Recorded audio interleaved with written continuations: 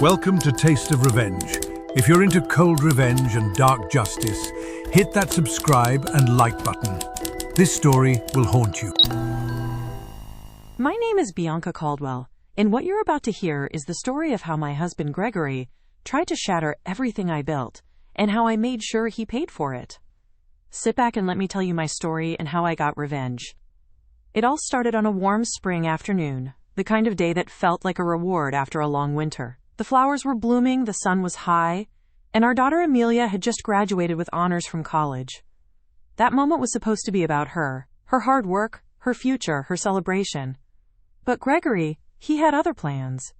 We were seated at an upscale restaurant, surrounded by friends and family, all of us glowing with pride. Glasses clinked, laughter floated in the air. I wore my best navy blue dress, the one Gregory had always said made me look regal. I had just finished telling Amelia how proud I was of her when Gregory stood up to give a toast. Or at least, that's what we all thought. Instead, with his champagne glass raised high and a smug smirk playing at his lips, Gregory looked straight at me and said loudly, "I've decided to start a new life without you." The silence that followed was deafening. Forks froze mid-air, conversation stopped, my daughter's face turned white. 50 people, including Amelia's professors, my in-laws, and even Gregory's business partners, were watching, waiting for me to fall apart. But I didn't. I smiled. And I said, "Congratulations on your honesty." See, this wasn't a surprise to me, not really. You don't spend nearly 3 decades with someone without learning how to read between the lines. I had known. Not everything, but enough. And I had been preparing. While Gregory had been planning his dramatic exit, I had been planning something too, something much quieter, much deadlier. It started a few months ago, when I noticed the money was off. Small things at first, a few hundred missing here, a strange charge there. Gregory always played fast and loose with our finances, but I was the one who actually managed our money. A career in corporate finance had taught me to spot trouble before it grew teeth. So I started digging. What I found, let's just say it went far beyond money. He was cheating. And not just emotionally. There were hotel receipts, jewelry purchases, a lease application for a beachfront apartment, in both his and a woman's name, Cassandra Wells. Cassandra, a woman who'd sat at my dinner table. Smiled in my face. Called me for advice about her career. I even helped her write her damn resume once. She was nearly 20 years younger than Gregory, ambitious, shallow, ruthless. But the worst part? Our friends knew. At least some of them, and none of them said a word. I wanted to rage. I wanted to scream. But instead, I plotted. I reviewed our prenup, a document Gregory had pushed for when we married, because I came for more money. Ironically, it included a fidelity clause, one that stated if he ever cheated, I would be entitled to nearly everything. He had forgotten. But I hadn't.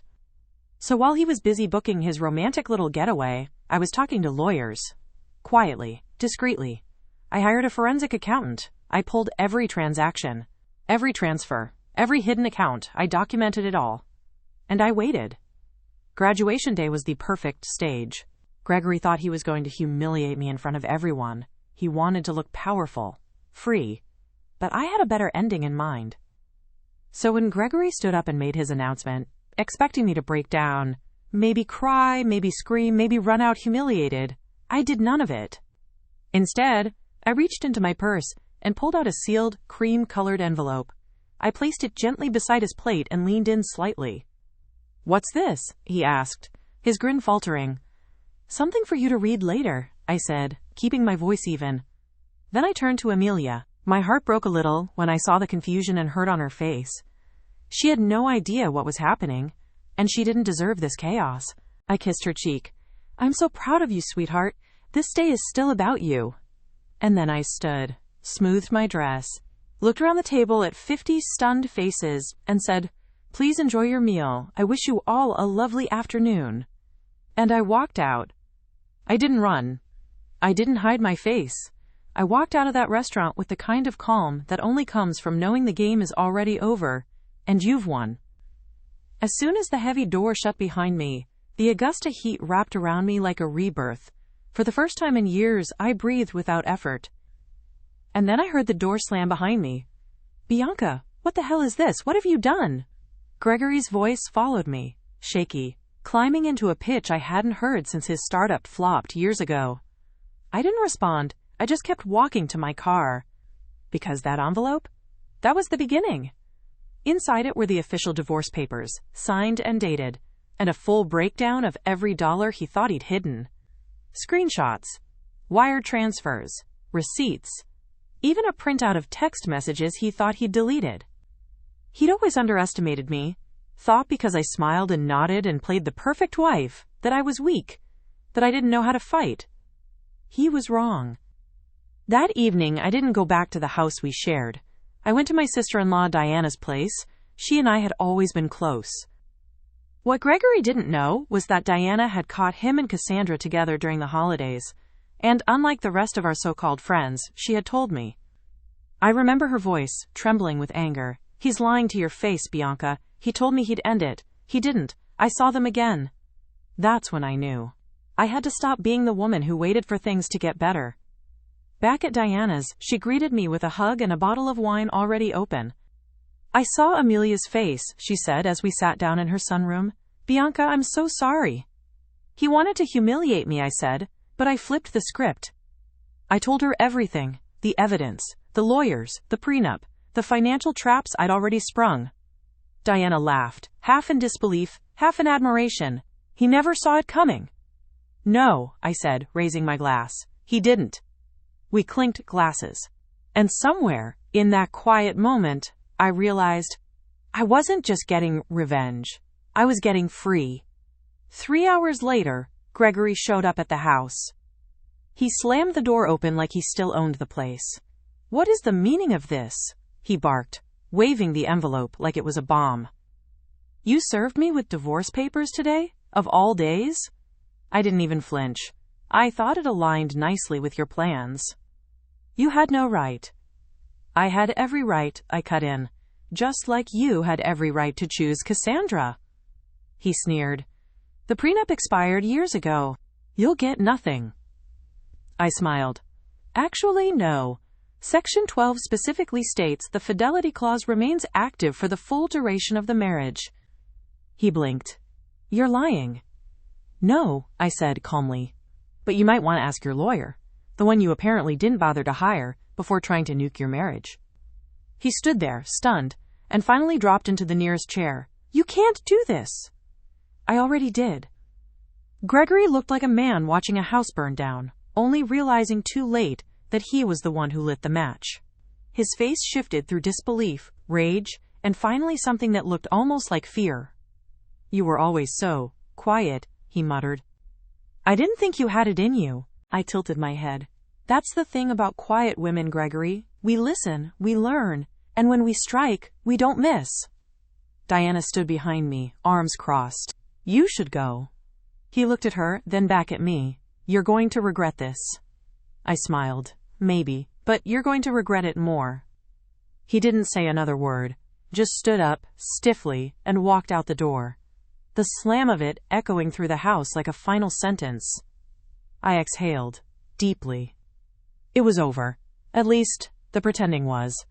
But revenge? That had only just begun. Over the next week, I watched Gregory's life unravel from a safe, comfortable distance. The account freezes hit first. He tried to access the joint funds, only to find his name removed. Legally, cleanly, thanks to a quiet little clause in our banking agreement I had insisted on years ago. In case of emergencies, I had said back then, the irony wasn't lost on me now. Then came the business fallout. One of the companies he was consulting for, a small but promising startup, terminated his contract. Turns out, mixing personal affairs with professional ones isn't a great look, especially when Cassandra's ex-husband happened to be a major investor, and I may have sent him a carefully worded, anonymous message. Oops. Gregory moved into a rented apartment on the east side of town, a far cry from our lakefront house. No more golf mornings, no more catered brunches. Just microwave dinners and a leaking faucet he didn't know how to fix. Meanwhile, I thrived. I turned our former home into a rental property, high-end, fully furnished, marketed it for weekend retreats and bridal showers. Bookings poured in. The money rolled in too. but more than that, peace. Amelia, to her credit, reached out 2 days after the incident. She called me, voice small and shaky. "Mom, I'm so sorry. I had no idea what he was planning." "I know, sweetheart. Are you okay?" "I am now." There was a pause. Then, "I'm proud of you." That made me cry. Not because I needed her approval, but because I'd finally earned my own. Weeks passed. Gregory tried to charm his way back in, of course. He sent long, dramatic emails, one-liners filled with nostalgia, photos of our vacations, even offered to talk things through like adults. I ignored them all. And when that didn't work, he got mean. Threats, legal bluffs, a desperate attempt to claim emotional distress. But my legal team was 2 steps ahead. Every message he sent I forwarded, every voicemail transcribed, calm, collected, bulletproof. Eventually, the noise stopped. And in the quiet that followed, I built something new. I enrolled in an interior design course, something I'd always dreamed of but never pursued. I traveled Italy, Morocco, Bali, places I had only seen in magazines while cooking Gregory's dinner. I even started dating again, slowly, cautiously. Not looking for a knight, just someone who didn't expect me to shrink. And most importantly, I started writing. About women like me, quiet women. Overlooked women, women who choose themselves. At Amelia's next birthday, we had dinner together. Just the 2 of us, no drama, no secrets. Just wine, laughter, and the soft clink of forks on china. "You know," she said over dessert, "I used to think you were soft." I raised an eyebrow. "Used to?" She grinned. "Now I know better. You're steel wrapped in velvet." I laughed. "That's going on my tombstone." She reached across the table. "I love you, Mom, always." And this time, I believed it. One morning, I woke to find a letter on my doorstep. Not an email, not a text. A real, handwritten letter, in Gregory's unmistakable cursive. I stared at it for a long moment before opening it.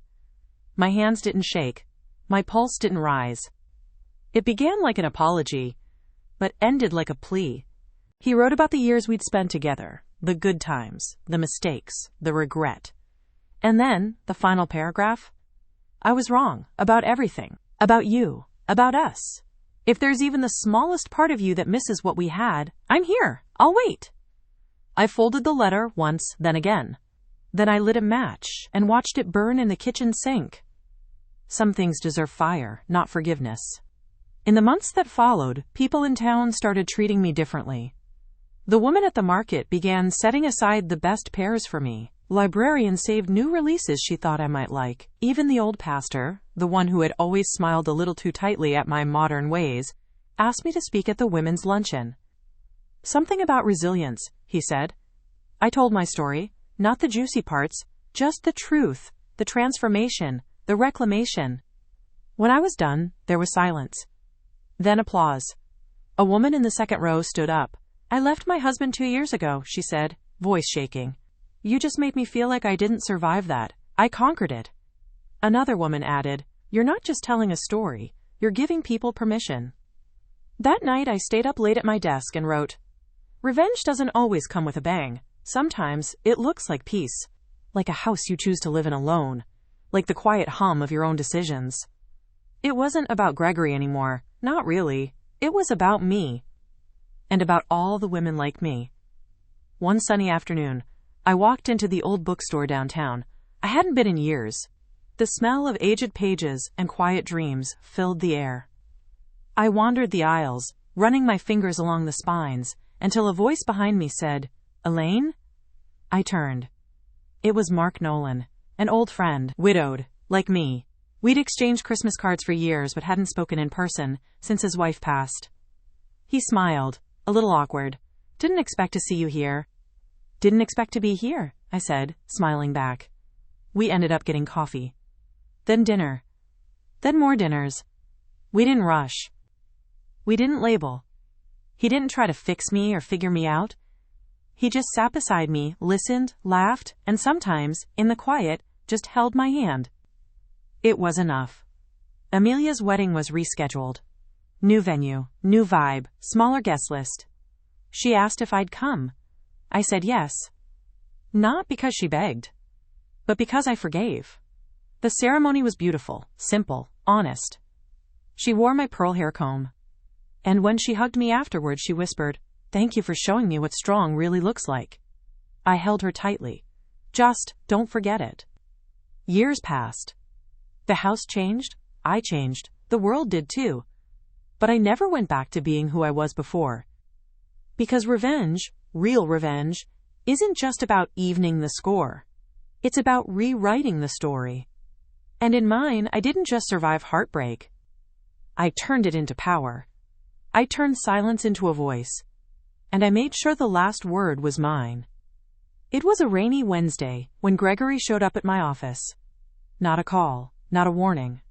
Just his presence, soaked to the bone in a suit that had seen better days, holding a crumpled umbrella and a look in his eyes that was more hollow than hostile. My receptionist peeked into my office, uncertainty etched across her face. "There's a man here. He says he's your ex-husband?" I sighed and stood. "It's all right. Let him in." He walked in slowly, looking around the office like it was a museum exhibit. My framed credentials on the wall, the soft gray tones, the photo of Amelia and me, both smiling, both free. "So this is where you live now?" he said. I folded my hands across the desk. "This is where I work. What do you want, Gregory?" He hesitated. "I was nearby. I just thought I'd stop in." "No," I said calmly. "You thought you'd find someone still hurting." His eyes dropped. "I'm not," I added. "I can see that," he murmured. There was a long pause. Then he said, "I lost the house in Savannah." I nodded. I already knew. "And Cassandra?" "She left months ago. She thought I had a plan. Turns out, I didn't." I looked at him then. Not with hatred, but with a strange sort of detachment. The way you might look at a newspaper from 10 years ago. Familiar, but no longer relevant. "I didn't come to beg," he said. "I just wanted to see you." "You've seen me," I replied, "and I've seen you." He nodded slowly, and for once, there was no spin, no show, just a man standing in the wreckage of his own decisions. Before he turned to leave, he stopped at the door. "You were always stronger than I gave you credit for," he said quietly. I didn't respond. Because I didn't need to. Later that night, I sat on the porch of my home, with a glass of wine and the sound of crickets rising from the garden below. The air smelled like honeysuckle. Peaceful. Earned. I thought about the younger version of myself, the one who smiled through the cracks, who swallowed disappointment with a polite nod, who made herself smaller so others could feel big. I wanted to reach through time and whisper to her, "He will leave you at your daughter's graduation, but you will rise. And you will walk out of that restaurant with more dignity than he'll ever understand. And one day, you'll build a life so full of purpose that the part he played in your story will seem like the footnote it was." A year passed. Then another. Caldwell Financial grew. I published a small guidebook for women going through divorce. I called it Balance Over Brokenness. It wasn't a bestseller, but it helped people. And that was enough. I hosted workshops. I spoke at conferences. I was invited onto a local radio show to talk about financial independence after betrayal. Each time someone approached me afterward and said the same thing. "You told my story." But the truth was, I was just finally telling my own. One crisp October morning, I received a handwritten letter in the mail. Not from Gregory. From Amelia. Even though we spoke weekly, this was different. A letter is a deliberate thing, a preserved thing. Inside it said, "Dear Mom, I've been thinking about the night everything changed. The graduation, the envelope, the walkout. I was so scared for you. But I've come to realize you weren't afraid. You were free. And watching you become the woman you are now has given me permission to be more of who I want to be. I hope you know that your strength became my compass. Love always. Amelia." I cried then. Not because I was sad, but because sometimes healing arrives not with a crash, but with a letter on a quiet morning and the knowing that everything you've rebuilt was worth it. But healing, as I've learned, doesn't mean erasing the past. It means owning it, stitching it into the fabric of who you are without letting it define you. So I kept moving forward, quietly, deliberately. One morning, I was sipping coffee on my porch when I got a call from a journalist. She was writing a feature on women who had rebuilt their lives after betrayal, and someone had recommended me. At first, I hesitated. Part of me wanted to keep everything private, safe. But another part, the braver part, whispered, "Your story matters." So I said yes. We met at a cozy cafe downtown. She brought a recorder and a warm smile. I brought my truth. I didn't name Gregory. I didn't need to. I talked about the quiet moments, the decisions made with shaking hands, the nights I cried on the bathroom floor, then wiped my face and kept going. I talked about how revenge doesn't have to be loud to be real. Sometimes, it's just choosing not to break. When the article was published, I received dozens of messages. Women, strangers, thanking me, telling me I had spoken the words they couldn't say out loud. It made me feel less alone, and it reminded me that strength isn't about being untouched by pain. It's about walking through the fire and coming out whole. That winter, I hosted my first retreat. 10 women, 1 cabin, no distractions. We sat by the fire and told our stories. Some whispered, some shouted. All brave. I watched women unravel and rebuild right in front of me. I saw myself in them, the before and the becoming. And I realized something. I hadn't just survived Gregory's betrayal. I had built a new identity, not in spite of the pain, but through it. One night, after the others had gone to bed, I stood outside under the stars, wrapped in a wool blanket and my own thoughts. The wind carried the smell of pine. The sky was sharp with constellations, and for the first time in a long time, I felt small, but not insignificant. I felt like a part of something bigger, a quiet revolution of women who choose themselves. When I got home, I found a voicemail from Amelia. She had gotten a promotion, a big one, department lead. She sounded breathless and giddy and proud. "Mom," she said, "I did it, and I kept thinking about you the whole time." I sat on the edge of my bed and listened to it twice, then again. Because when your child grows into someone strong, someone kind, someone who refuses to settle, it means you did something right, even when everything else went wrong. The following spring, I was invited to speak at a university, the same one Amelia had graduated from. The topic? Reclaiming identity after personal collapse. I stood on a small stage, behind a simple wooden podium, looking out at a room filled with young faces, mostly women. Some scribbling notes, others just watching. I told them about the night at the restaurant, about the envelope, about walking away with nothing but a plan. And then I said, "You don't need to fall apart to start over, but if you do fall, make sure you land on something solid, like your own damn spine." The crowd laughed, then clapped. Afterward, a girl no older than 20 approached me with tears in her eyes. "My mom is going through something like this," she said. "I'm going to send her your book." I squeezed her hand. "She is already winning. She has you." That evening, I sat in my car for a long time before starting the engine, because somewhere between the podium and the parking lot, I realized I had become the woman I once needed. Not perfect, not unbreakable, but whole. And that mattered. Later that year, I got an invitation, an actual paper one, engraved and elegant. Gregory had passed away. Heart attack. It was from his sister, Diana. "No pressure," she'd written in a small note, "but I thought you should know." I stared at it for a long time. Grief is strange. It doesn't always follow logic. You can mourn the loss of someone who hurt you, not because you wish they'd stayed, but because of what their presence once meant. So I went. Not for him, but for closure. The funeral was modest. A few colleagues. His accountant. Cassandra wasn't there. I sat in the back, unnoticed. When it ended, I walked quietly to the front and placed a small lily on the casket, white, clean, free of weight. "Goodbye, Gregory," I whispered. "You taught me more by breaking me than you ever did by loving me." And then I walked out, again.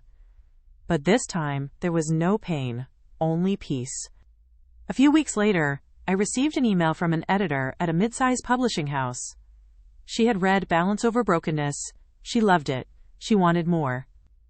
"Have you ever considered writing a memoir?" she asked. At first I laughed. Who would want to read about a woman who got dumped at graduation and bounced back? But then I remembered every message, every retreat, every stranger who whispered, "That's my story too." And I realized it wasn't just mine anymore. So I said yes. Writing that book was different than anything I'd ever done. It wasn't about revenge, or even recovery. It was about clarity.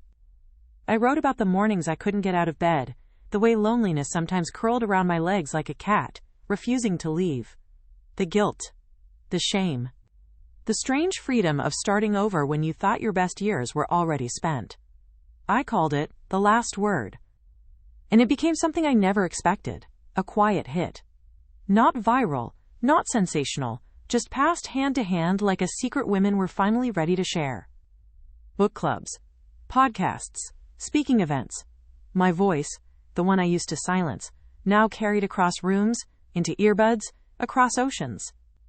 Amelia called me one night, crying, "Mom, you're everywhere. My boss quoted you today and didn't even realize you were my mother." I smiled. "Tell her I said thank you." Mark and I stayed close. No labels, no pressure. Just Sunday mornings with newspapers, shared dinners, and laughter that came easily. One day I asked him, "Why did you never ask me for more?" He looked up from his coffee and said, "Because you've already given enough.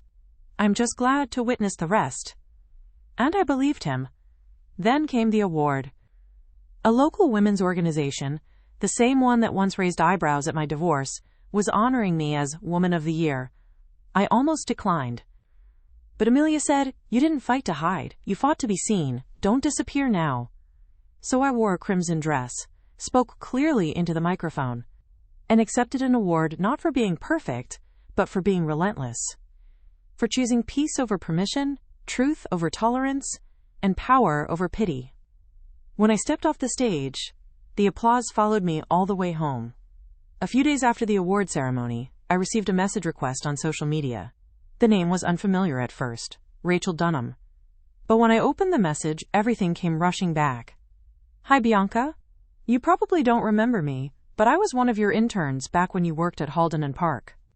I wanted you to know that I read the last word, and it changed everything for me. I was in a toxic marriage. Your words gave me the courage to leave. I have a daughter now. Her name is Hope." Her name was Hope.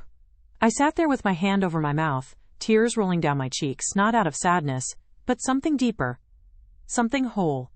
It's one thing to survive, it's another to light the way for someone else. That's when I knew I hadn't just reclaimed my life. I'd multiplied it. One autumn afternoon, Amelia called me from a cafe in Lisbon. She'd taken a 3-month work sabbatical, her first real break since college, and decided to travel across Europe with nothing but a backpack and a journal. "Guess what?" she said breathlessly through the phone. "I got a tattoo." I blinked. "You? My color-coded, risk-averse daughter?" She laughed. "Yes, it's small. Just 3 words." I waited. "It says, write your ending." I covered my mouth again. "That's from the speech you gave at the university, isn't it?" I asked. "It is. You told that room full of girls they didn't have to accept the stories they were handed, that they could write their own." My voice caught. I meant every word. So do I. The tattoo, the letter, the book, the applause. These were echoes of something deeper. Proof that the quiet strength I once buried beneath politeness and sacrifice had finally taken root and bloomed. Still, some nights, the silence crept in. Not the lonely kind, the reflective kind. I'd sit by my fireplace, glass of red wine in hand, and let the flames speak. Sometimes they whispered memories, moments of tenderness from a marriage long dead. Not all of it had been cruel. Some of it had simply been broken. Other nights the flames reminded me of the woman I became, the fires I walked through, the embers I didn't let burn me down. And some nights I wrote, not for publication, not for applause, just for myself. Letters to the woman I used to be, to the woman I'd become, to the woman still waiting inside so many others.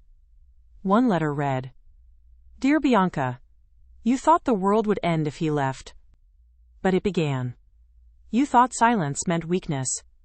But it became your sharpest tool. You thought survival was the goal. But you didn't just survive. You thrived. Keep going. There are still mountains waiting for you. Years passed like pages turning softly in a well-read book. I didn't remarry. Not because I was bitter, but because I finally understood partnership isn't the goal. Wholeness is. Still, Mark remained a steady presence. We never moved in together. We didn't need to. He had his home, I had mine. But every Sunday, without fail, we met at the same cafe, shared the same table by the window, and split a raspberry tart. I still can't believe you always let me eat the last bite, he said one day, grinning. I let you think you're winning, I teased back. He reached across the table and squeezed my hand. You already won, Bianca. I didn't disagree. Caldwell Financial expanded, not in size, in scope. We launched a mentorship program for women navigating divorce, career shifts, and financial rebirth. We called it Blueprint. It wasn't just about money. It was about dignity, choices, voice. Every woman we helped added a brick to the legacy I was quietly building, not out of revenge anymore, but out of restoration. Out of power. Out of truth. And one day, after giving a keynote at a national women's conference, a reporter asked, if you could go back and stop that moment at the graduation lunch, would you? I didn't even hesitate. No, I said, because that moment didn't destroy me, it revealed me. A few weeks later, I received an invitation in the mail, thick cardstock, embossed lettering, and a soft lavender scent. It was from Clarissa Delaney, one of the most prominent voices in women's leadership circles. She was hosting a private retreat in Aspen, limited to just 20 attendees. The theme? Reclamation. I smiled as I read the list of speakers. Best-selling authors, CEOs, trauma therapists, even a Supreme Court clerk.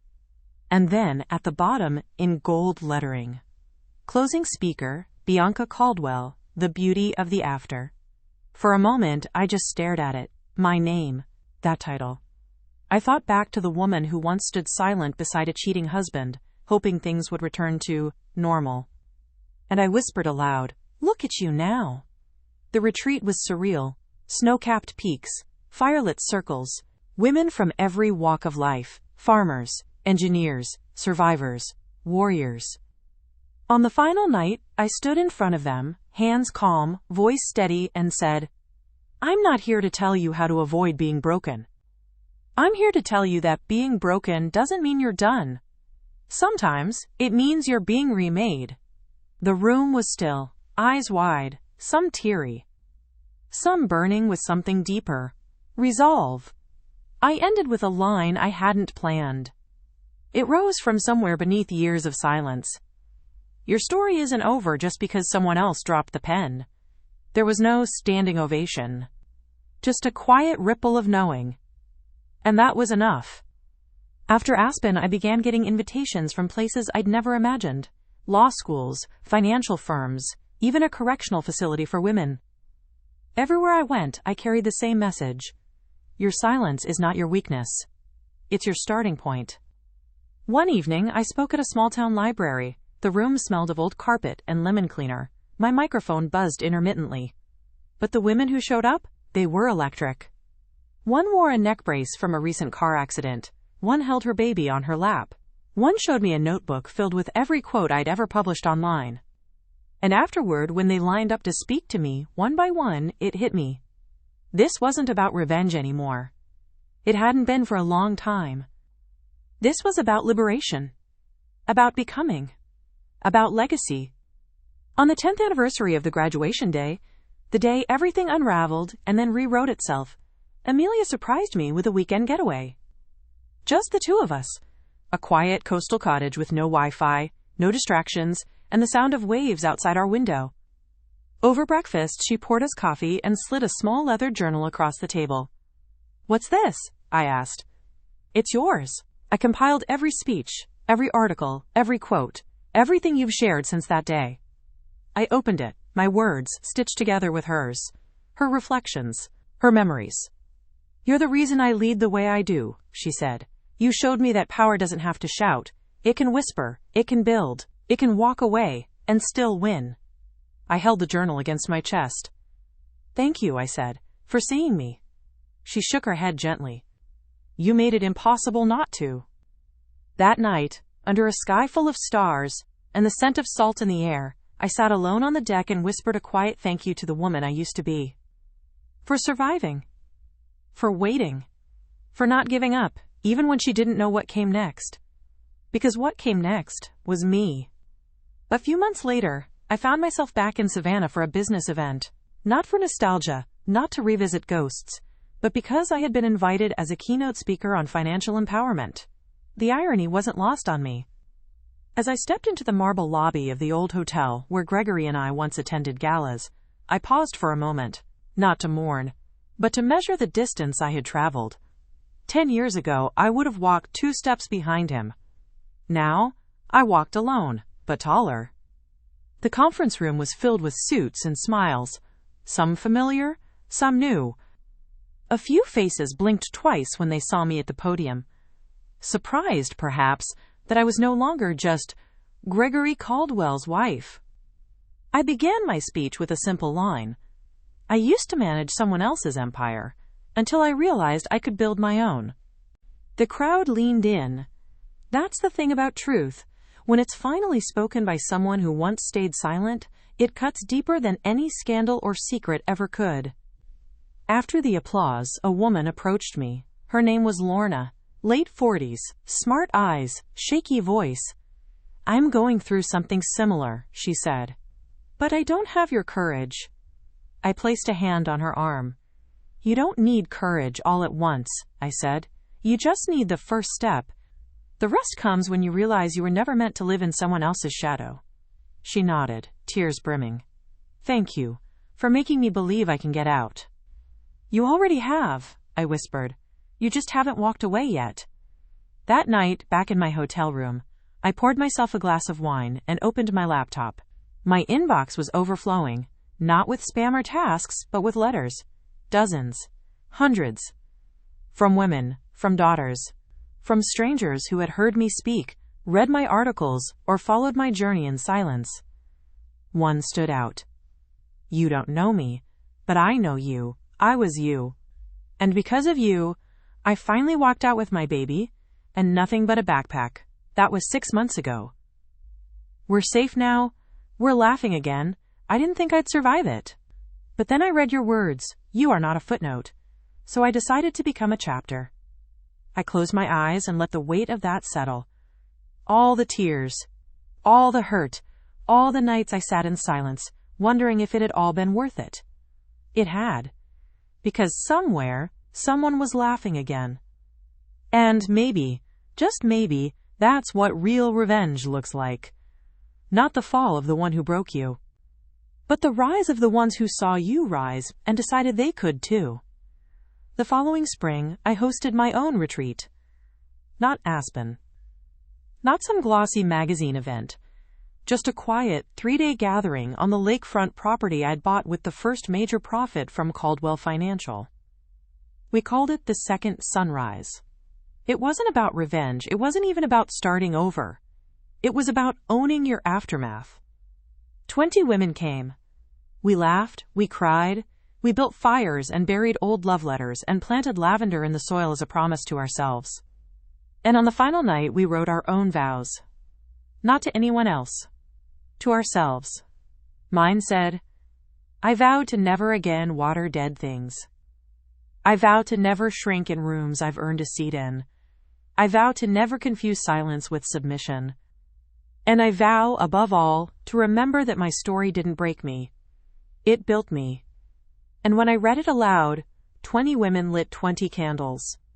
The lake shimmered like glass. We stood there, all of us. Scarred, glowing, free. That summer, I published my second book. It wasn't meant to be a sequel, but it became one in spirit. Titled Unquiet Women, it was a collection of essays, reflections, and stories. Not just mine, but those of women I had met since walking out of that restaurant. Some shared publicly, Others asked to remain anonymous. But each one carried the same heartbeat, strength reclaimed. It didn't hit bestseller lists, but it hit hearts. Book clubs picked it up. Women's shelters requested copies. College students emailed me after midnight with paragraphs about their mothers, their aunts, their own hidden pain. One email simply read, "You didn't save me, but you reminded me that I could." And that was enough. That was more than enough. A local news station invited me for a segment one morning. Nothing grand. Just a short feature on women in finance. I almost declined. Media spots weren't my thing. But then I remembered how often women like me are told to stay behind the scenes. Be quiet, be modest, let someone else speak. So I went. I wore my navy blue dress. The one Gregory once said made me look regal, and for the first time in a long time, I didn't wear it for anyone else's gaze. Just my own reflection. The interview was smooth, light-hearted, until the anchor leaned in and asked, "So, Bianca, if you could go back to that moment, at your daughter's graduation, would you still hand him the envelope?" I smiled. "Absolutely, but this time, I'd include a thank you card." The studio went quiet, then the cameraman chuckled, the producer nodded, the anchor blinked and said, "Well, that's one way to close a chapter." "No," I corrected gently, "that's how you start a new one." Later that week, I got a call. From Mark. He had just returned from visiting his son in Chicago. His voice was warm, familiar. "A safe place, not a distraction. We should go somewhere," he said. "Where?" "Anywhere. Somewhere we've never been but always wanted to see." "Sounds dangerous," I teased. He laughed. "Only emotionally." So we did. We went to Scotland, then Iceland, then Portugal. We walked through cities where no one knew our names, and danced to music we couldn't understand. And for once, I didn't analyze everything. I didn't look for red flags. I didn't wait for the ground to collapse. Because I knew who I was. Even if someone else left. Even if no one stayed. I had already come home to myself. One evening, back home, I found Amelia in the kitchen. She had dropped by unannounced, hair up in a bun, holding a stack of folders and her laptop. "What's all this?" I asked, pouring her tea. She smiled. "I want to start something, a non-profit, for women rebuilding after betrayal. I've got ideas, Mom, but I need help." "You have it," I said instantly. "No, I mean, I need you, your mind, your voice, your strength." I paused. "You really think I can still help people?" She looked me dead in the eye. "You're the reason I believe I can help them at all." I hugged her, tight. And in that embrace, I felt something click into place, something generational, as if all the silent strength passed down through the women before me was now being passed forward. We spent the next 3 hours planning. Names, missions, goals. Eventually, we settled on one. The Velvet Steel Foundation. Soft to approach, impossible to bend. Just like us. About a year later, I stood in front of a packed auditorium. The annual Voices of Victory Summit had invited me as a closing speaker. The room was full of women, some laughing, some crying, some just listening. Listening in the way that people do when they're holding something inside that hasn't been named yet. I took a breath. Then began. "My name is Bianca Caldwell. I was once a woman who was left at a graduation dinner. And today, I help other women graduate from the lives they no longer recognize." The applause that followed wasn't thunderous. It was soft. Steady. Like waves. But it reached me. And I knew, truly, deeply, that this was what revenge had built. Not a bitter woman. Not a victim reborn. But a lighthouse. For anyone still swimming toward shore. A few months after the summit, I was invited to mentor a group of young women through a local university's entrepreneurial incubator. They called it the Catalyst Circle. Fitting, because that's exactly what it became for me too. These women were brilliant. Sharp-tongued, soft-hearted, and blazing with ambition. Some had been through betrayal like I had. Others had simply been told their entire lives that they were too much, too loud, too assertive, too focused. Sounded familiar. In our first session, one of them, a 23-year-old named Jada, asked, "What's the first thing you did when you realized your life wasn't going to go the way you planned?" The room got quiet. I thought for a moment, then said, "I stopped mourning the blueprint, and I started building the house." That became our mantra. They printed it on mugs, tote bags, and laptop stickers. One girl tattooed it on her arm in delicate cursive. I didn't ask her to, but I understood. Words can be anchors when the ground keeps shifting.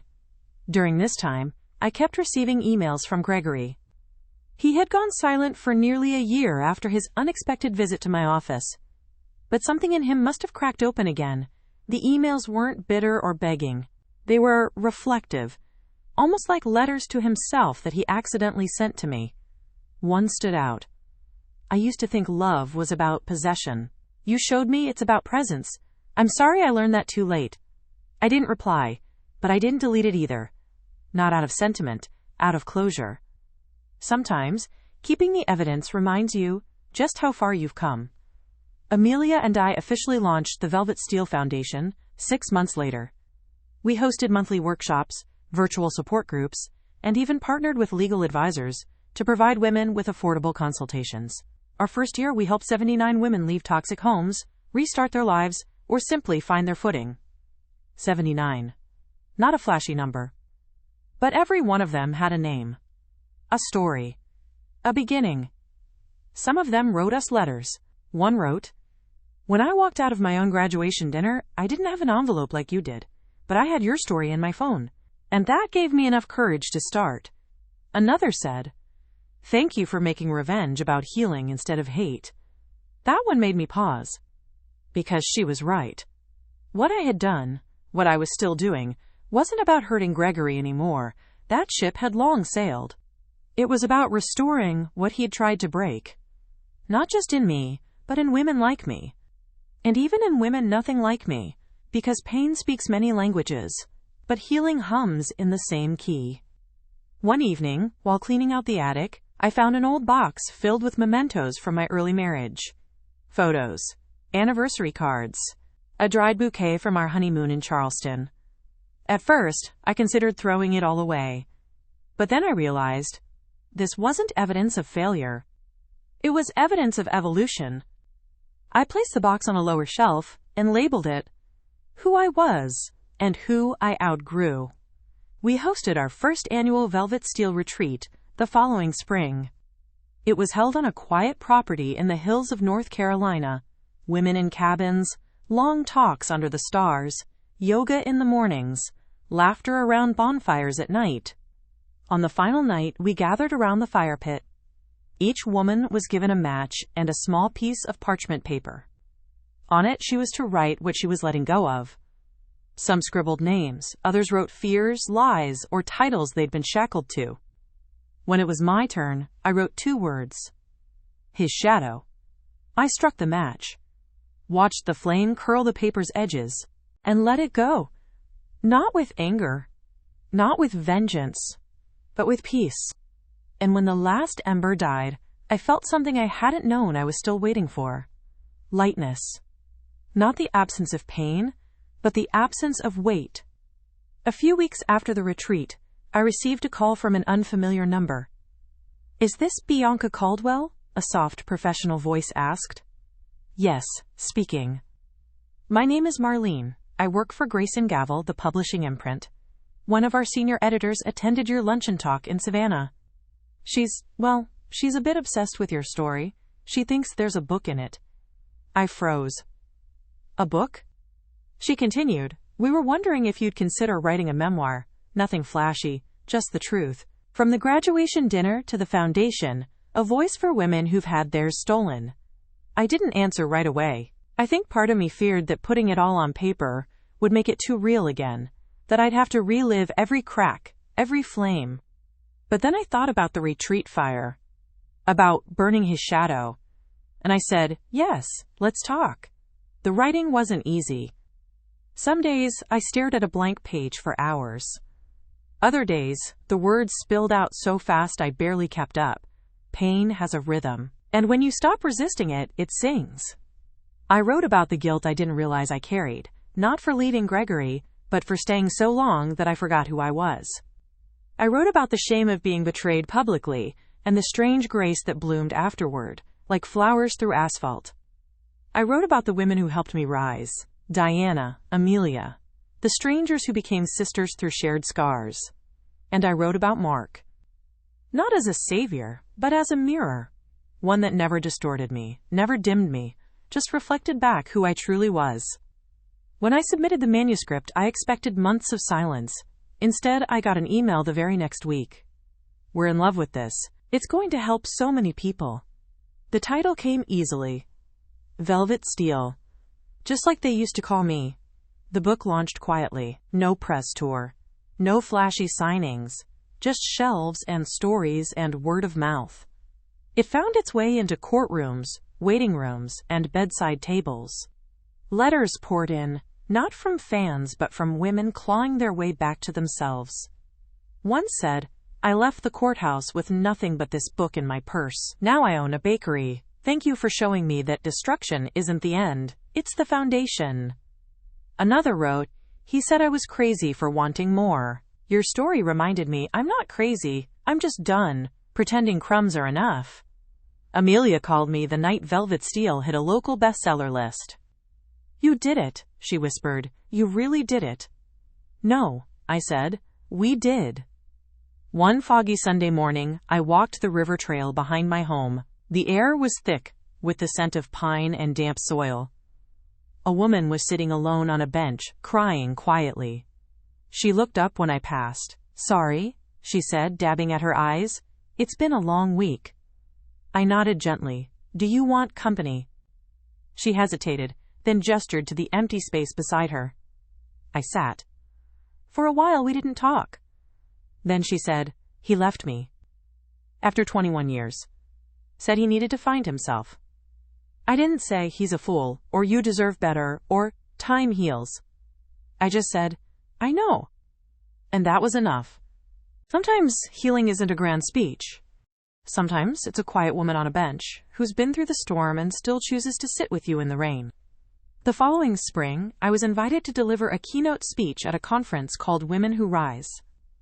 It was hosted in Charleston, in one of those old hotels with chandeliers that seemed to whisper stories of centuries past. I stood backstage, heart steady, breath calm. Not because I wasn't nervous, but because I wasn't pretending.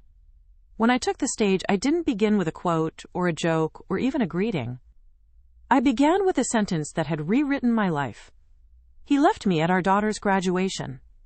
Gasps rippled through the room, a few women leaned in, others nodded, already knowing where the story might go, or hoping it might go somewhere theirs never did. Then I continued. But I didn't fall apart, I rose. I spoke for 40 minutes. Not just about Gregory, but about the silence that swallows women whole, the myth of waiting for closure, the way betrayal can either break you or break you open. I ended with a line that had lived in my journal for months. Some storms aren't meant to destroy you, they're meant to clear the path. When I stepped off the stage, the applause wasn't thunderous. It was deep, sustained, emotional. Like every clap carried its own story, its own ache. Later, a young woman approached me, maybe 24, pale green dress, hands trembling. "My mom went through something like this," she whispered. "But she never left. I think if she had seen someone like you, she would have believed she could." I held her hand. "Then let her story make yours stronger." She smiled, eyes glassy. "Thank you for giving me that." I walked out of that conference not as a survivor, but as a builder. A weaver of bridges between what was and what can be. One morning, I received a message from Diana. "Check your mailbox. Amelia sent something." It was a slim box, wrapped in gold paper and tied with soft white ribbon. Inside was a leather-bound notebook. The first page read, "For the next chapter, whatever it may be." I turned to the second page and saw her handwriting.